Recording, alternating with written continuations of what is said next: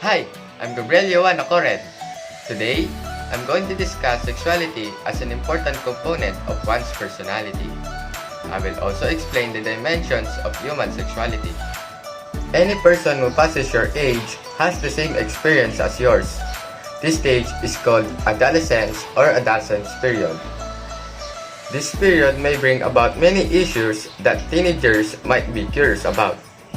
The reactions or attitudes toward these issues might have a great influence on their lives. One of these issues is sexuality. Decisions that teenagers make regarding sexuality or their sexual activity may bring about high impact on their future. Proper information about sexuality may affect one's self-esteem and may result to having healthy and wholesome family and social relationship. But what is human sexuality? Human sexuality may be defined as the measure of maleness and femaleness in one's individuality and physical makeup. The way you behave, how you express yourself, and how you react and interact with all the things around you, including your own body, are determined and affected by your sexuality. To better understand human sexuality, it is important that you understand the words that are associated with sexuality, such as sex and gender. Sex refers to the biological characteristics of being a boy or a girl, as evidenced by the external and internal reproductive parts. Sex also refers to the body functions or physiological characteristics of a person associated with his or her reproductive system. On the other hand, gender refers to the behavior and attitudes that are expected to be shown based on a person's sex. A person's gender may be classified as masculine or feminine. But sometimes, sexuality can be associated with his or her intimate behavior with another person.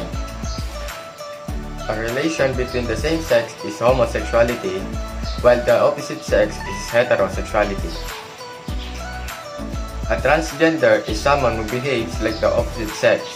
If a man acts like a woman, he is gay, and a woman who acts like a man is lesbian. A transsexual takes steps to change his or her physical characteristics to that of the opposite sex. Now, why is sexuality an important component of our personality? It is important because, first, it determines or defines who we are. Second, it allows you to be easily list down in your choices. Third, it affects what you want to be in the future. And lastly, it is a big factor that influences you in making your decision in life. We now proceed to the dimension of human sexuality. Human sexuality is an integration of three dimensions, namely biological, psychological, and sociocultural. Understanding each of these will help you understand yourself better. Let me discuss them one by one. First, the biological dimension.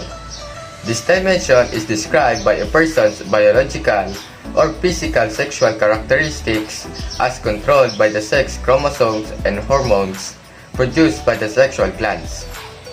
It is important to emphasize that the main purpose of the human reproductive system is for procreation or continuation of human life. Next is the psychological dimension. Let me ask you, are you enjoying being a girl or are you happy being a boy? When you go in front of a mirror and look closely at yourself, do you like what you see? If your answer is yes, then that is a good sign of being positive about your own sexuality. If you like what you see in the mirror, you have a positive body image. Accepting whether you are a boy or a girl and appreciating your physical characteristics affects sexual health. Positive body image gives high self-esteem. If you think negatively of yourself, you should often feel inferior to others and indecisive. Always conscious if you are doing the right thing or not. Having feeling of insecurity leads to some psychological disorders, like engaging in drugs as part of their diet program in order to have an ideal body, or sometimes eating disorders like anorexia and bulimia. Persons with positive body image and sound mind usually enjoy their sexuality and have a good relationship with others. Persons with negative body image and insecurity end up being unhappy and with failing sexual relationship. We now go to the last dimensions of human sexuality, the socio-cultural dimension. How do you react when you hear the word sex? Do you join your peers when you hear that? Or talk about the reproductive system? Your answers to this question may depend on your social and cultural influences. The people surrounding you greatly contribute to your sexuality. This includes your family, school, and people from your neighborhood. Different countries have their own standards and norms in their sexual practices. Different tribes or ethnic groups that follow their own tradition and practices. These three dimensions, biological, psychological, and social-cultural, are integrated factors that influence one's decision or way of thinking relating to sexuality. Again, I'm Gabriel Wanakoren. Thank you for listening. I hope you learned something from my video. Bye!